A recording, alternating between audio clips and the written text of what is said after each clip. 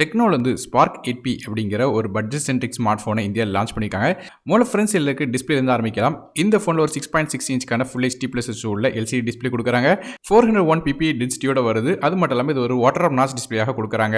Refresh rate அப்படின்னு பார்க்கும்போது நார்மலாக 60 ஹெர்ட்ஸ் தான் வருது. ஸோ டிஸ்பிளேயோட குவாலிட்டி அப்படின்னு பார்க்கும்போது ஓகேன்னு சொல்லலாம். ப்ரைசிங் பார்க்கும்போது ஓரளவு இது ஓகே தான். மற்றபடியாக இந்த ஃபோனோட ப்ராசர் அப்படின்னு பார்க்கும்போது இது மீடியேட்டெக்கோட Helio G85 அப்படிங்கிற 12 nm ப்ராசர் கொடுக்குறாங்க. கிராஃபிக்ஸ்க்காக மாலியோட G52 2eMC2 GPU கொடுக்குறாங்க. ஸோ பேசிக்காக ப்ராசரோட ரேங்கிங் அப்படின்னு பார்க்கும்போது இது வந்து 84வது ரேங்க் வருது. அதாவது சி கிரேட் ப்ராசராக தாராங்க. ஸோ பெர்ஃபார்மன்ஸ் எப்படி இருக்கும் கேட்டிங்கன்னா வந்து ஆப்ஸ் ரன் பண்ணுறதுல பிரச்சனை இருக்காது. மல்டி டாஸ்கிங் ஓரளவு பண்ணலாம்.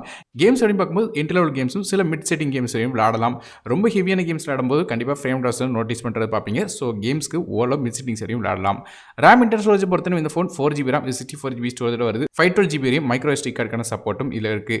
இந்த phone Android 11 OSல HiOS 7.6 interface run ஆகுது. அடுத்தபடியாக கேமராஸ் பற்றி பேசலாம். ஃபோனோட பேக் சைடில் நமக்கு 3 கேமரா கொடுக்குறாங்க. 50 மெகாபிக்சலுக்கான ரியர் ஃபேசிங் கேமரா, ரெண்டாவதாக 2 மெகாபிக்சலுக்கான டெப்த் சென்சர், மூணாவதாக ஒரு AI கேமரா கொடுக்குறாங்க. ஸோ மொதல் கேமரா மட்டும் தான் ஒர்த்து, மற்ற 2 கேமரா சும்மா வச்சிருக்காங்க.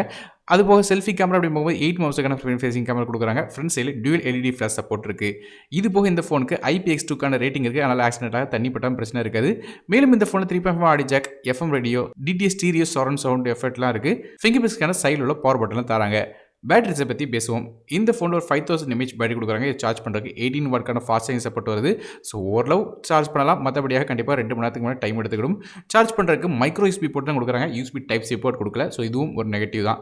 இந்த ஃபோனுக்கு வந்து 4Gக்கான VoLTE சப்போர்ட் இருக்குது. 5G சப்போர்ட் இதில் கிடையாது. டெக்னோவோட அந்த ஸ்பார்க் 8P பொறுத்தவரையும் turquoise cyan, Atlantic blue, iris purple, Tahiti gold அப்படிங்கிற 4 கலர்ஸ் வருது. இதோட விலை அப்படின்னு பார்க்கும்போது 10,999 அப்படிங்கிற விலையில் வந்து டெக்னோவோட ரீட்டைல் ஸ்டோர்ஸை கிடைக்கும் சொல்லியிருக்காங்க. ஒருவேளை ஆன்லைனில் கிடைச்சுன்னா லிங்க்ஸ் கீழே டிஸ்கிரிப்ஷன் கொடுக்குறேன். ஸோ ஓரளவு பட்ஜெட்டுக்கு அதாவது குறிப்பாக 10,000 செக்மெண்ட்டுக்கு வாங்கணும்னு நினச்சிங்கன்னா இந்த ஃபோன் வந்து சஜஸ்ட் பண்ணலாம். ஓரளவு வந்து டீசெண்டான ப்ராசர் கொடுத்துருக்காங்க.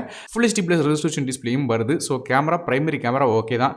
பேட்டரி கூட நல்லா தான் இருக்குது. ஓரளவு ஃபாஸ்ட் சார்ஜிங் சப்போர்ட்டோட வருது. ஸோ கண்டிப்பாக இந்த ப்ரைஸ் பாயிண்ட்டுக்கு இந்த ஃபோன் ஓகே தான். நீங்கள் இதை பற்றி என்ன நினைக்கிங்க அப்படிங்கிறது காமெண்ட் செக்ஷனில் மென்ஷன் பண்ணுங்கள். வீடியோ பிடிச்ச ஒரு லைக் கொடுத்துருங்க. யாரும் டெக் தமிழுக்காக மற்ற வீடியோ நன்றி, வணக்கம்.